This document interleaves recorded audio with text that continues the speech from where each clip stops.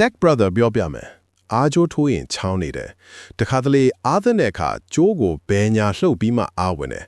အားသတဲ့အပေါက်ကြိုးနေပြီလို့ထင်မိနိုင်တယ်ဒါပေမဲ့အများစုကဖုံတွေအမှုံမွားတွေပိတ်နေလို့ပါအားသတဲ့အပေါက် charging port ထဲမှာအိတ်ကတ်ထဲကအမှုံမွားတွေဖုံမှုန့်တွေဝင်ရောက်ပြီးပိတ်ဆို့တတ်ပါတယ်ဒါကြောင့်အားကြိုးကအပြည့်မဝင်တော့ပဲချောင်းသွားတာပါအရေးကြီးတဲ့အချက်ကတတ်သူပစ္စည်းစေးထိုးအပ်စကူညက်တတ်သူဒူးတွေနဲ့မချွတ်ပါနဲ့ဒါကပေါ့ထဲကပင်းတွေကိုချိုးနိုင်တယ် circuit ကို short circuit ဖြစ်စေနိုင်တယ်အားသွင်းတဲ့အပေါက်တန့်ရှင်းရေးလို့နေအချက်၃ချက်ဖော်ပြပေးလိုက်ပါတယ်ပထမဆုံးဖုံးကိုပိတ်ပါပြီးရင်သွားကြထိုးတံတော့မဟုတ် plastic ချွန်ချွန်လေးကိုသုံးပြီးပေါ့ထဲကိုညင်သာစွာထိုးသွင်းပါဘေးနိုင်ရန်တွေကိုအနေထားလိုက်ဖြင်းညင်းစွာချွတ်ပါ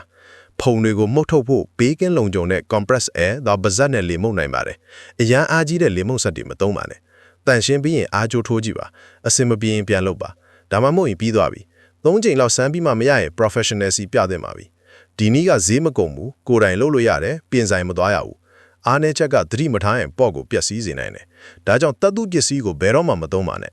တစ်နေ့9မိနစ်တစ်ပတ်3ချိန်ဒီအချိန်လေးနဲ့သင်ဟာနေ့မိနစ်ပိုင်းလေးဒီလို mobile tips တွေကိုလေ့လာပြီး tech brother နဲ့အတူပို့တော်လာအောင် follow လုပ်ထားပါဦး